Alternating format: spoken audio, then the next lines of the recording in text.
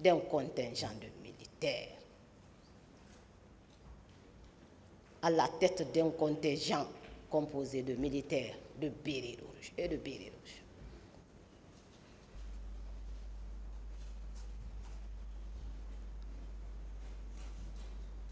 Pour perpétrer ces massacres. Quand il est venu au stade à la tête d'un groupe de gendarmes, comme les autres chefs militaires présents sur les lieux, il a cherché aussi à exécuter et à faire exécuter les instructions du capitaine Moussa Dadis Camara, selon lesquelles de mater. Et je vous avoue, Monsieur le Président, les manifestants avaient vraiment été matés.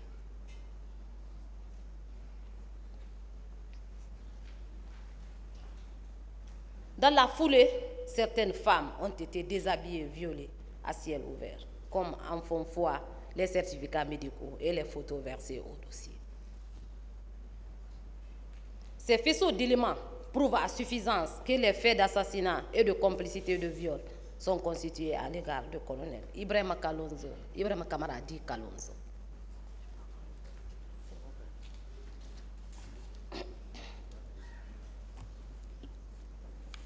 Sur le cas,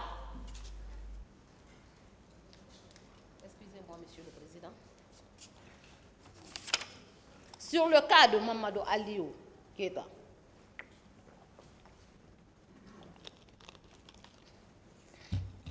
je disais bien, sur le cas de Mamadou Aliou Keita,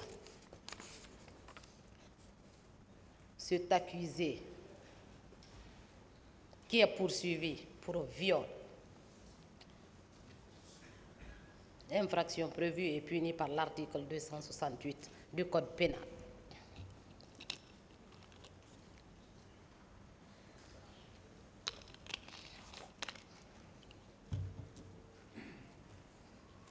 Monsieur le Président, comme j'aime le dire, aucune mère n'aimerait entendre parler de viol à l'encontre de son enfant, de sa fille. Aucune femme aussi, Monsieur le Président. Aucune femme, dis-je. Aucun enfant. Aucune fillette, Monsieur le Président, ne pourra jamais se remettre suite à un viol. Ça, c'est clair. Parce que le viol, je l'ai tantôt dit, c'est la pire des choses.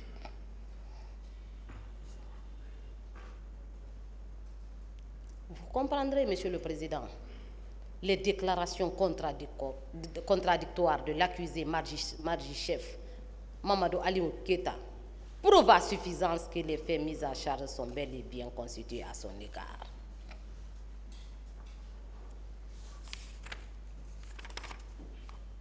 Ainsi, ces propos contradictoires sont consignés dans son procès-verbal d'audition du 7 mai 2013 et dans le procès-verbal de confrontation du 29 novembre 2022.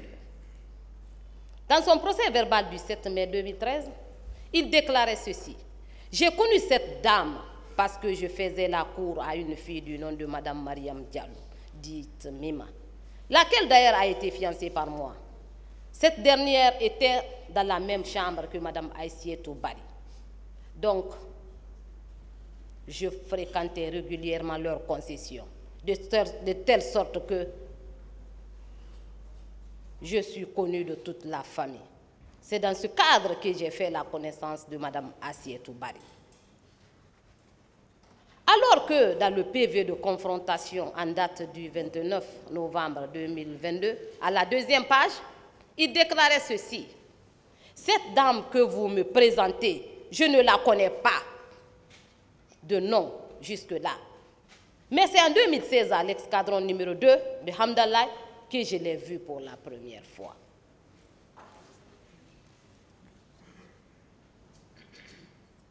Monsieur le Président, honorable assesseur, Il est également à noter que M. Mamadou Aliou Keita n'était pas le seul gendarme au stade.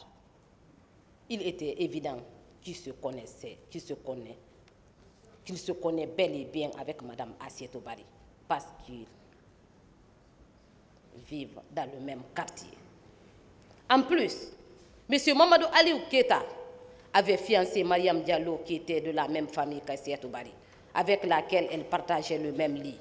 Ce qui voudrait dire que Assietou Bari ne peut jamais se tromper sur la personne de Mamadou Aliou Keita.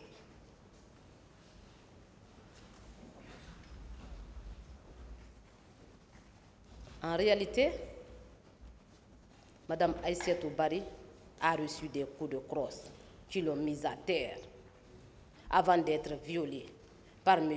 Mamadou Aliou Keita.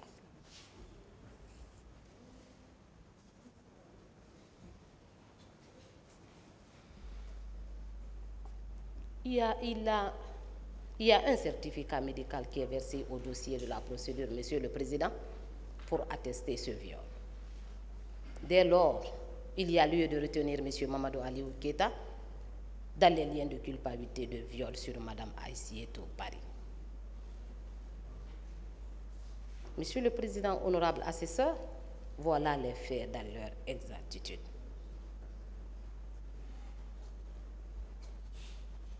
Monsieur le Président, après avoir démontré les éléments constitutifs des infractions poursuivies, il serait judicieux de démontrer la requalification. Mais Monsieur le Président, je préfère ne pas me prononcer sur la requalification, parce que cette partie a été vraiment passée au peigne fin par mes prédécesseurs. Mais ce qu'il faut retenir à ce niveau aussi, dans le secret de votre délibération, en ce qui concerne la requalification, pensez à l'application des dispositions des articles 7 et 28 du statut de Rome.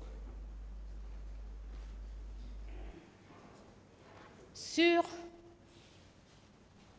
la recevabilité de la constitution de partie civile, de M.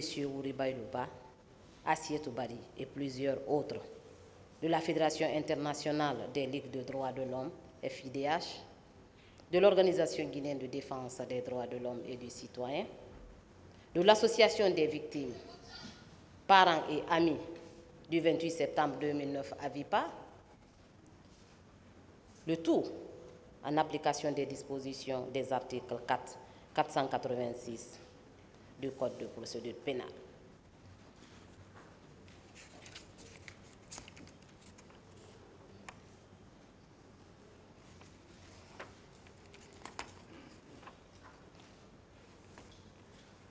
Monsieur le Président, je vais vous épargner la lecture de ces dispositions. Je vais aller directement au vif du sujet. Au regard de ces dispositions légales pertinentes, il est à bon droit de recevoir M. Ouriba Ilouba et autres en leur constitution de partie civile. Monsieur le Président, honorable assesseur, les préjudices causés aux victimes par les infractions dont vous êtes saisis sont énormes.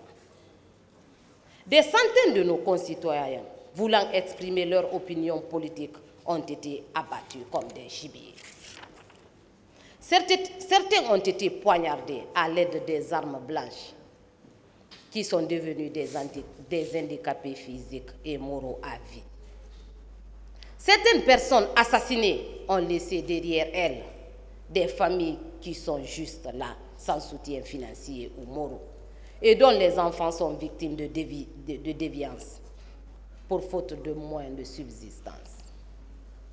Des femmes maltraitées, violées et réduites en esclavage sexuel dans certains camps militaires de la présidence, dans certains camps militaires, y compris le camp Almami Samouri et le camp Alpha Yaya Diallo, siège de la présidence d'alors.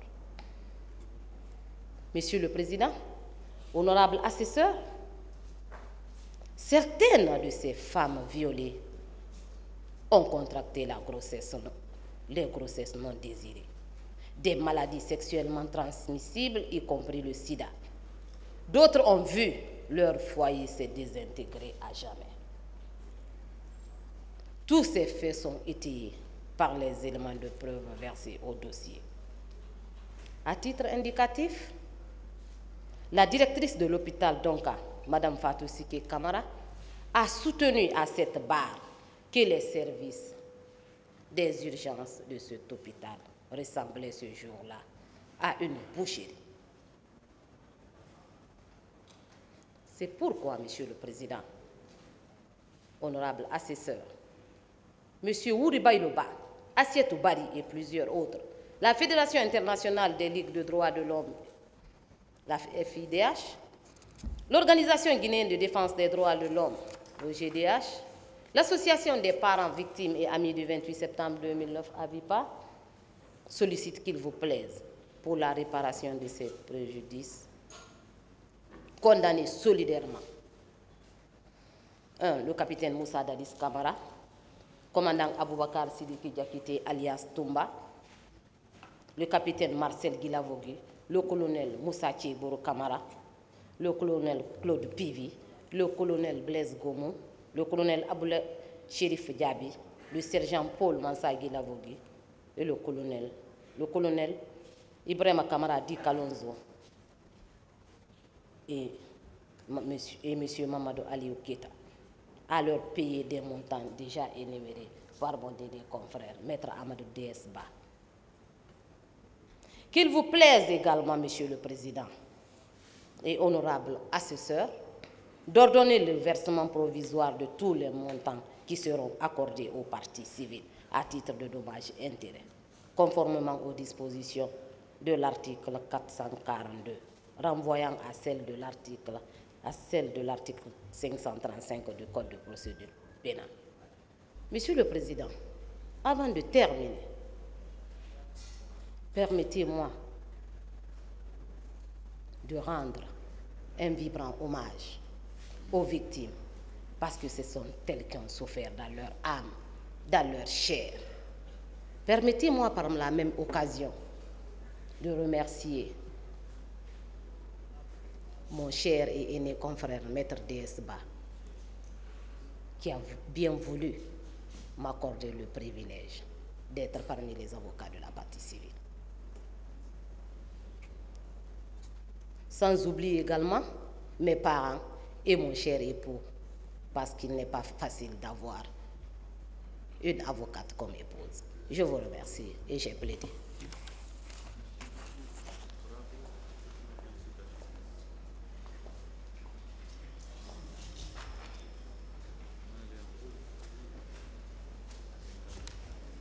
Vous pouvez rejoindre le box, s'il vous plaît.